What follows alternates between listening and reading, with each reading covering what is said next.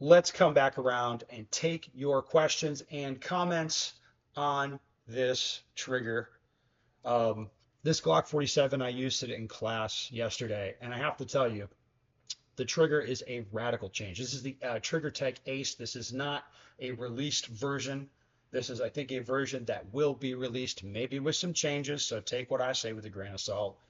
But anyway, this Glock 47 with this Trigger Tech thing, I have to say, it's a pretty radical transformation for the gun, and to me, it's been really interesting shooting it and exploring the trigger. I've never really done the raced out striker fired pistol thing where you like get the trigger this aggressive right on the edge, that kind of thing. I've just never seen that or never done that myself. I've seen guns with that kind of concept where they get the gun as racy as they can, and usually the guns don't work that well. This gun right now is working well, so interesting. Let's keep it going. Anyway, let's go to your questions and comments on the Trigger Tech trigger. See what you guys had to say about it. All right. So if you do the cut, does it make using a stock trigger questionable? Make something so it could walk out of place or that kind of thing. So the cut, I think, is this like cutting off the plastic nub back there and installing a new back plate. I don't know how that functionality works, but my understanding is that like nub of plastic there was just a block. It didn't really do anything in and of itself, but I don't know exactly. Maybe you want to ask someone who knows. All right. Yeah, that trigger reach would be way too long for my short stubs. Yeah, so this does, look at the reach on this thing. Backstrap to the face of the trigger it's a big change. I mean, the reach is a lot further out. Okay, next one. If you could set it up for a 4-pound break, would you say it's safe for a duty gun? Okay, so first, I believe you can set it up for a 4-pound break. I believe you can. I think you can get as heavy as like 6 pounds. That having been said, it that doesn't make sense to me to do that. Like the advantage of having a duty gun is that it's been really tested and really vetted. So if you have, just a factory Glock trigger, then not only would it be safe, but it's safe. So if you're going to get this trigger device and then ramp up the weight to get it to where you want it, it's kind of like, I mean, I just, I guess, like, I think it'd be safe. I mean, like, I don't know if it's drop safe. I haven't whacked it with a hammer or anything, but I think it'd be safe, but I don't know why you'd take a chance like that. Like, I don't even know why you'd mess with it, like to try to make it a duty gun.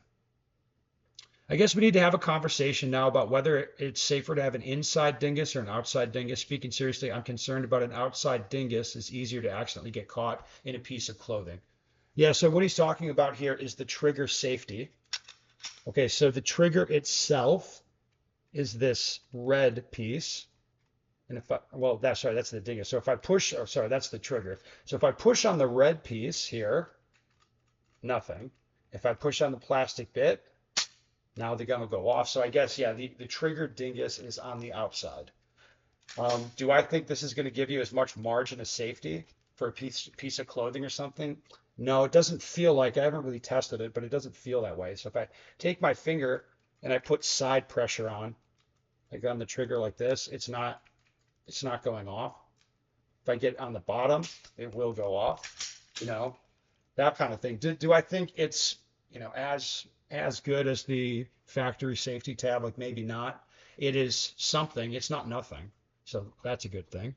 All right, another question. Will you have to lube the trigger? From what I've read, I don't think so, but I will find out and I'll let you know. Not a Glock hater, but I just don't understand why buy one if you intend to do all or a bunch of mods to it when there are so many other options in today's market. Um, yeah, I mean, this is a radical modification to the gun, I would say. Like it's not like my thing. Again, I've never bought a Glock and tried to get like the raciest possible trigger. That's never been why I've had a Glock. But other people, like, they just like messing with stuff. You just have to admit it. You have to accept it. People like fucking with stuff. Can't help themselves. Okay, the gun bros will be buying these up faster than they can make them, just so they can tell people how tricked out their carry gun is. Yeah, probably. That sounds like something that people would do. Is it better than a Johnny Glock trigger? It's way more. I mean, I would say, well, from what I've used, yes, I like it better, but it's way more. It's like again, pretty it's a pretty extreme product as far as all the things it changes. Could you ask Brantley, or why do you think he shoots G17s instead of the 47? Well, I mean, funny enough, Brantley shot one of my 47s for a day. Brantley was in one of the classes that Joel and I did, and I was like, here you go, just shoot this Glock 47. He was down to try it, and he didn't like the recoil impulse as much as I do. Like he likes the feel of the 17, I think. The 47's a little more violent. I mean, it was a day, but I don't think he liked it as much as his stuff. But there you go. Um, how does it compare to the Canik TTI Combat trigger or the Walther PDP or Johnny Glock's trigger? I mean, the Canik trigger to me, the one I have on the TTI Canik, it feels more spongy and it doesn't feel very clean as far as the break, but the trigger is very light. The PDP, if you're talking about like their performance-oriented triggers, I would say this feels more solid and less chintzy, even though I'd have a tough time articulating exactly why I feel that way. hmm This is going to sound dumb, but the reason I got a 47 was for training. I don't want to shoot something that's going to hide my poor technique or give me a false sense of skill while I'm training. Yeah, that's fine. Yeah, that's yeah, okay. Get a 40. Then this would not be a product for you. Right? Brantley is smart. I agree. Brantley's a very smart guy. He's a good old boy too. He's an interesting cat.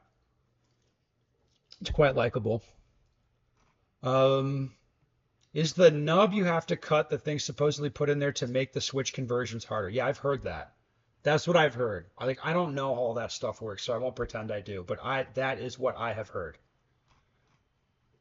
hmm No way we called Brantley Lucas's guy. Well, I mean, wouldn't you call like, hey, Joel is Ben's guy? When you say that, I mean not in a gay way, but just saying. I'm not trying to insult anybody. All right. It seems to me people want a 1911 type trigger without having a 1911. Yeah. Yeah. People want all the things at all times. That's how it works.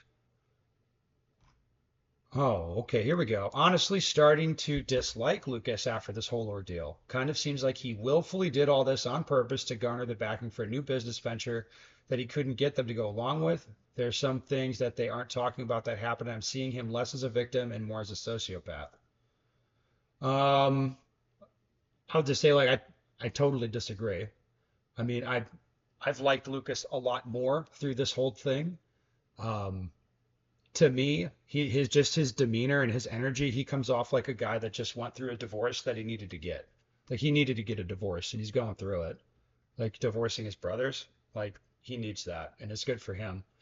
Um, he tried to buy them out quietly, like like he said that they've acknowledged that. I mean, that's out there. Nobody's arguing about that.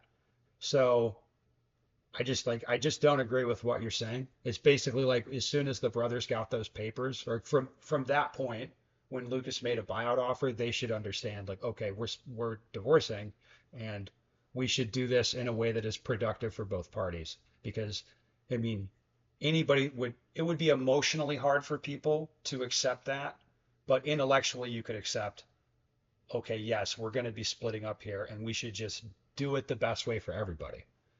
And I don't think no one's disagreeing that Lucas tried to do that. And then as far as what he's doing now, it's like, yeah, he's pieced out. He's put them in a position where they owe him a bunch of money, and they're going to argue about how much money that is, I guess. But his brothers owe him a bunch of money, and Lucas is free to go, start his other businesses and do his other things. And he has, in my view, the best of the employees from T-Rex working with him. So yeah, Lucas has put himself in a very good position here, but I don't think it's because he's a bad person or a sociopath. I think he's making the moves that are right, you know, not just for him, but they're the right things to do. And I mean, I've gained a lot of respect for Lucas through this thing, that he would make moves like this that people are going to have big questions about, and he's just doing it.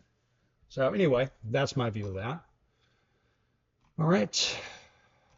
Let's see what else we got here. Holster company sweating. Maybe they're sweating about the Trigger Tech trigger. All right. Everyone is so eager to buy a product to make their Glock shoot well. Why not just buy a gun that shoots well in the first place? Well, all right. Again, to be fair, the Glocks do shoot really well. Really nice recoil impulse on the 47s. You know, they're very mechanically accurate. They're very reliable.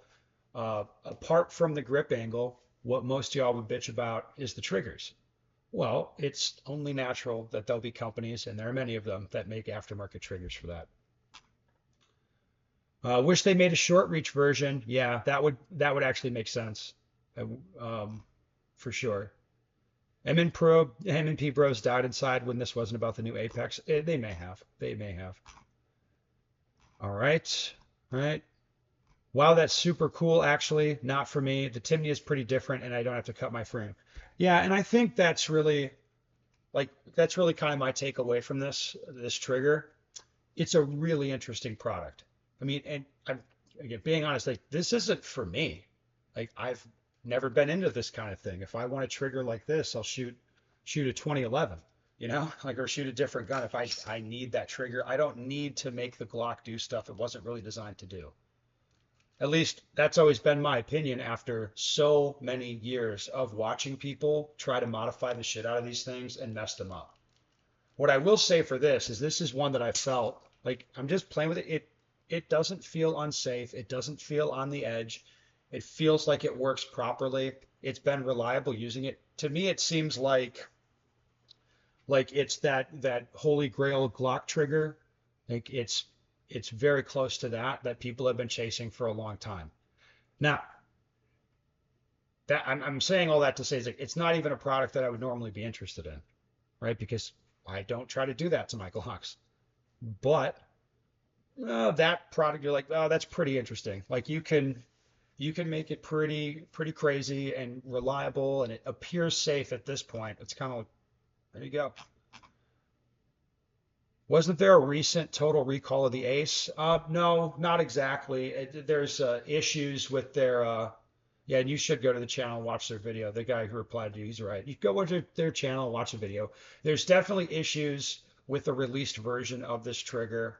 They didn't just recall them. They said, hey, you can keep it, or we can change it for one of the new ones when they come out, which I wouldn't say what I have as a prototype. I'd call it pre-release version. So they'll let you change it, or they'll just refund you. So they're giving people choices. It's not just a recall. And a lot of people thought it was like very pro-consumer the way that Ace handled it. So that is good.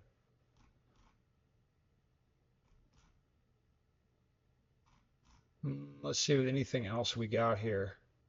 Disassembling on the tube, bold move. I love this channel. Hey man, I just send it. SIG needs to handle issues like Trigger Tech did. Well, yeah, of course. A Glock trigger for dudes who don't want to shoot a Glock. That's in quotation marks. I think I said that. And the guy says that's absurdly in a nutshell. But that's what it is.